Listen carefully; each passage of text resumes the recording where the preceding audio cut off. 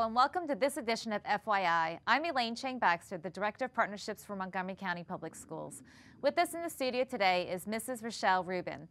Ruschelle is the Executive Director to the Deputy Superintendent in the Office of School Support and Improvement. Thank you for joining us today. Thank you for having me. What is restorative justice? So restorative justice is a very broad term for I think something really significant.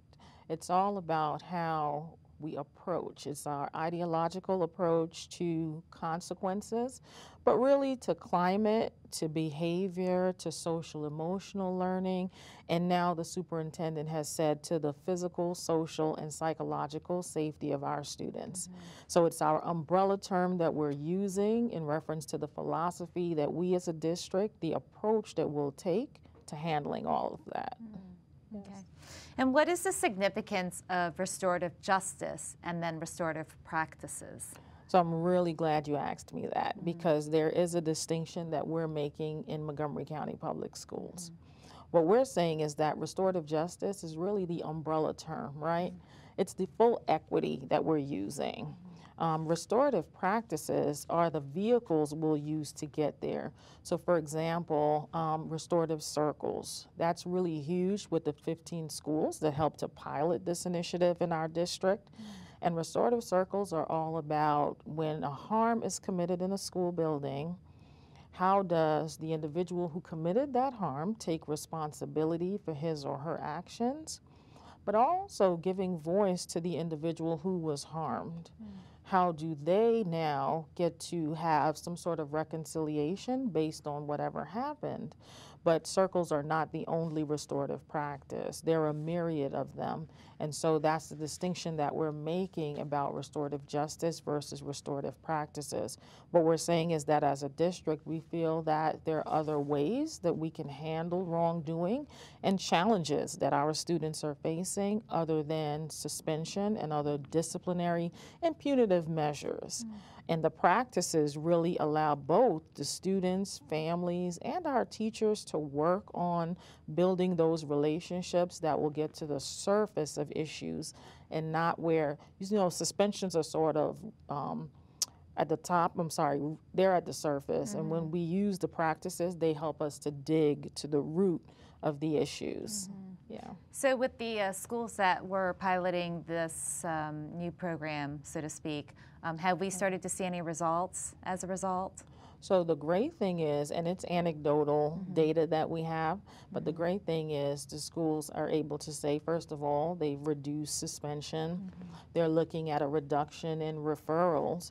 But really, and I think most significantly about restorative justice is when you take a look at when you get students talking about the things that are impacting their lives, then they're building a skill set that they might not otherwise possess, right? And if you think about the increase in anxiety that our students are facing, technology playing a huge, significant role in that, as adults, we have a skill set. Things that we do to manage, we have to teach our students that skill set. And whether or not it's a student getting into a fight or a disagreement with another student, or a student who just feels completely alienated, like they don't belong, like there's nowhere for them to go. We need to find that because in either case, the student isn't available for instruction. Right. And that's what we're digging at. So we're looking not only to handle those issues, but really to marry and tie them to how do we get our students to achieve at all levels. And they have to be whole, right?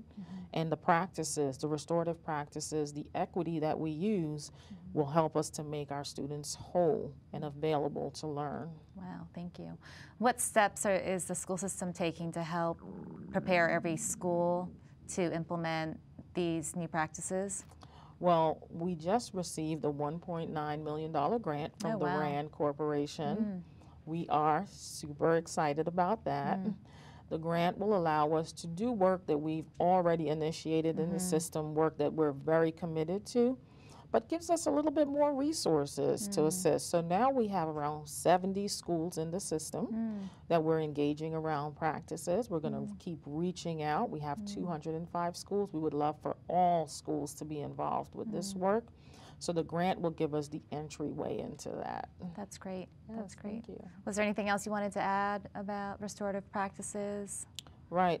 I just feel so passionately about it that it's an issue whose time has come. And I think even if we're talking about and we take a look at the recent tragedy in Parkland, our students were impacted by that here in Montgomery County Public Schools. Right.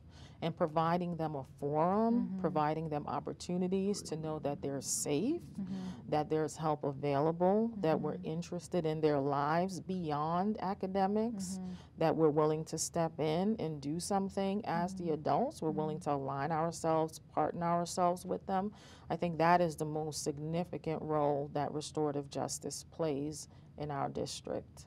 Wow, thank you so much for being on the show, and I look forward to seeing the impact of these practices in our school system. Well, thank you, Elaine. Thank you.